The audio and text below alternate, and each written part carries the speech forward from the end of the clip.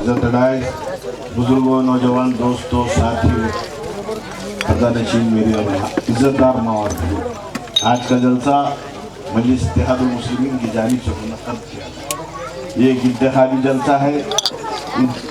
मजलिस इत्तेहादुल मुस्लिमीन जलसों के जरिए अपने हक के उम्मीदवार के हक में वोट की अपील कर रहे हैं। आप तमाम लोग जानते हैं कि 20 तारीख को चुनाव होने जा रहे हैं। मजलिस इत्तेहादुल मुस्लिमीन इस हल्क़े साउथ से अली जनाब सैयद मोइन साहब को उम्मीदवार दिया है, उम्मीदवार बनाया है।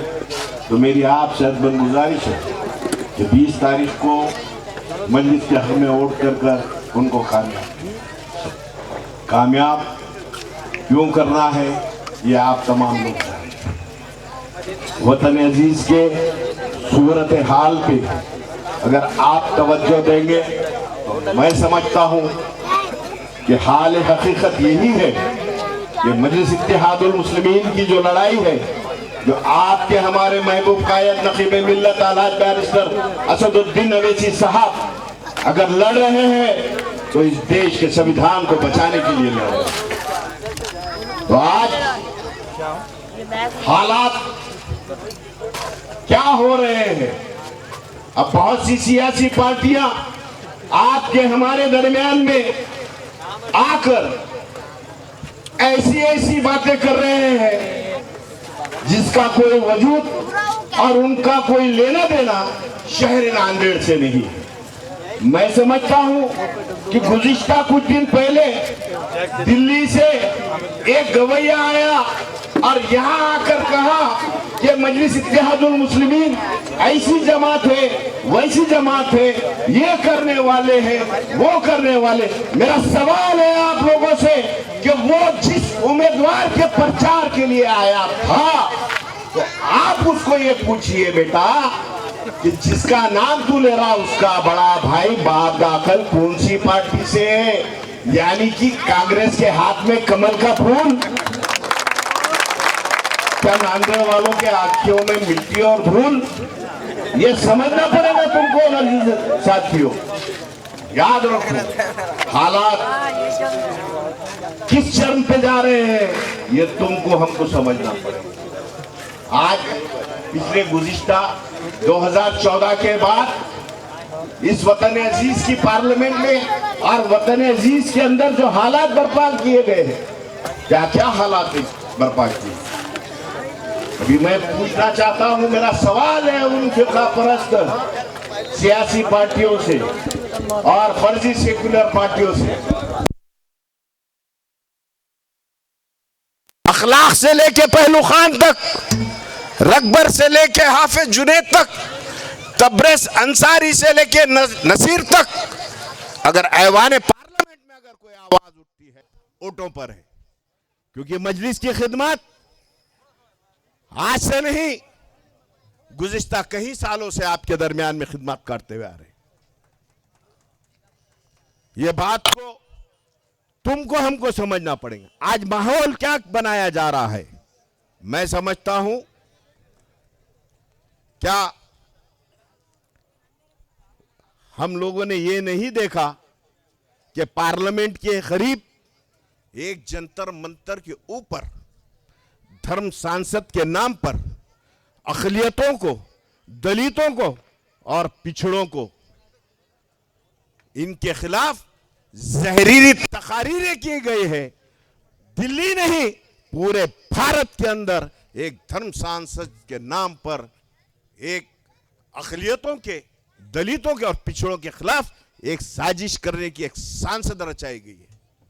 कैसे कैसे तकारीर किए गए, कैसा कैसा जहर उगला गया, क्या भूल गए हम? मुझे आज आप लोगों को एक बात बताना है कि हमको अब एक क़यादत को ऐवान पार्लियामेंट के अंदर, असेंबली के अंदर भेजना है। अगर हम ऐवान असेंबली में हमारी क़यादत को नहीं भेजेंगे तो माफ़ करना बुजुर्गों, नौजवानों, ये माने वाली मासूम नस्लें हमको माफ़ नहीं करी। हमने वो दिन भी देखा है, और मैं नहीं, पूरे भारत ने देखा है कि 22 सितंबर 2021 को उत्तर प्रदेश की जालिम हुकूमत ने मौलाना कलीम सिद्दीकी साहब को जेल में डालने का पाप किया, तो क्या यह शहर ने नहीं देखा कि मौलाना कलीम सिद्दीकी साहब की हिमायत में रास्ते पे सबसे पहले उतरने वाली जमात का नाम मजलिस इत्तेहादुल मुस्लिमीन नहीं था? मगर आज क्या कह रहे हैं? इसलिए याद रखो नौजवान दोस्तों, साथियों, कि ये वक्त, ये विकास तो होने वाला है। सैयद मोइन तो विकास करने ही वाले हैं, डेवलपमेंट तो होने वाला है, ये तो करना ही है।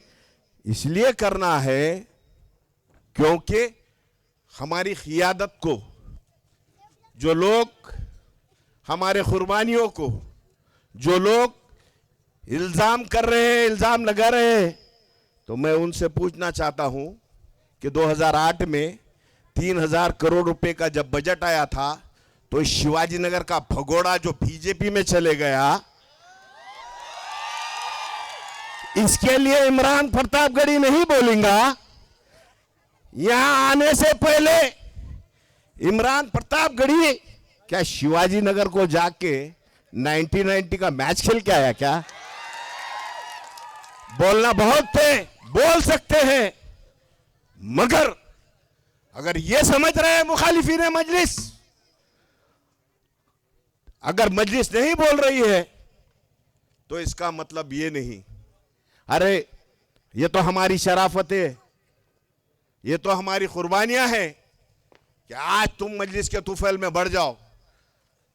राज्यसभा गए, कहां गए, मगर और एक बात याद रखो, जो कह रहा है ना कि ये मतदार संघ पे मेरा हक है, सैयद मोइन साहब, इससे पहले भी अर्दापुर में ये दोनों नगर सेवक मेरे, अतीकुर रहमान, रिजवान, जरा उठिए, ये दो नगर सेवक और एक तीसरा आ रहा, ऐसी कहता था शिवाजी नगर वाला कि ये मतदार संघ नांदेड़ की 7/12 मेरे नाम पे। आज अल्हम्दुलिल्लाह नांदेड़ की अफवान और मजलिस की ये ताकत है कि आज उसको अपनी औलाद के लिए भोकर में खाक छानना पड़ रहा है। ये बहुत लोग बोल रहे कि हमने 19 में लड़ा, 19 में क्या सैयद मोइन 2014 में इलेक्शन नहीं लड़े, 36,000 वोट नहीं लिए? मगर अब तुमको हमको समझना पड़ेगा, 20 तारीख के दिन पूरी ताकत से निकलना पड़ेगा नौजवान। क्यों निकलना चाहिए? क्योंकि हमको एक हमारा नेता, हमारा कायद, जो हमारे दर्दों की तर्जुमानी ऐवान असेंबली में कर सके, और वो तभी हो सकता जब सैयद मोइन यहां से कामयाब होकर जाएगा। अभी बहुत से लोग बोल रहे थे, आ रहा था कि वहां पर ऐसा, वहां पर ऐसा, मजलिस कहाँ है? बाबा आज 15 है, 20 तारीख 5 दिन है, मजलिस इत्तेहादुल मुस्लिमीन पूरा 20 ओवर या 50 ओवर का मैच नहीं खेलती। ये 3 दिन में इंशाल्लाह जो वादे, बड़े बड़े बातें कर रहे हैं, उनको बता देंगे कि मजलिस इत्तेहादुल मुस्लिमीन मैच कैसा जीतती है आखिरी ओवर में। ये बताने का काम हम करेंगे इंशाल्लाह। खेलने दो उनको, बोल रहे हैं, बोलने दो। मगर एक बात समझो नौजवान दोस्तों, साथ क्या आपने गुज़िश्ता दिनों के अंदर क्या जयपुर एक्सप्रेस का एक हादसा आपने नहीं देखा जो मुंबई तक हुआ? एक बुजुर्ग चाचा अपने बेटी के घर से आ रहे थे, अचार लेकर था, गोश्त का अचार था उनके, किस तरह से उन पर जुल्म किया गया, कैसा मारा गया, वीडियो बनाया गया। क्या नहीं देखे आपने? कैसे कैसी हरकतें की गई, कोई एफआईआर नहीं, नॉमिनल एलसी हुई। जब बैरिस्टर असदुद्दीन अवैसी साहब जब ट्वीट करते हैं तो वो ट्वीट के ऊपर एक बवाल खड़ा होता है, तो वो बुजुर्ग के बच्चों को यह मालूम होता है कि मेरे वालिद साहब के साथ एक हादसा हुआ। तब पुलिस हरकत में आती, उनको अरेस्ट किया जाता। जब एनसी फटती तो एक लीडर वो नामर्दों की टोली को छुड़ाने के लिए पुलिस स्टेशन को जाता, लेकर चले जाता। जब ट्वीट होता तो सख्ती का एफआईआर होता। तो तुमको यह तय करना पड़ेगा कि वो झुंड में जो बुजुर्ग के ऊपर जुल्म किए, उनके वो नामर्दों के लिए जो लीडर आता है, तुमको वो लीडर चाहिए या वो बुजुर्ग जो मजलूम उनकी हिमायत में लड़ने वाला सैयद मोइन तुमको चाहिए, तय करना पड़ेगा। आज तुम्हारी हमारी आवाजें नहीं है दोस्तों। आज अल्हम्दुलिल्लाह, अल्लाह का शुक्र है, शहर नांदेड़ में हम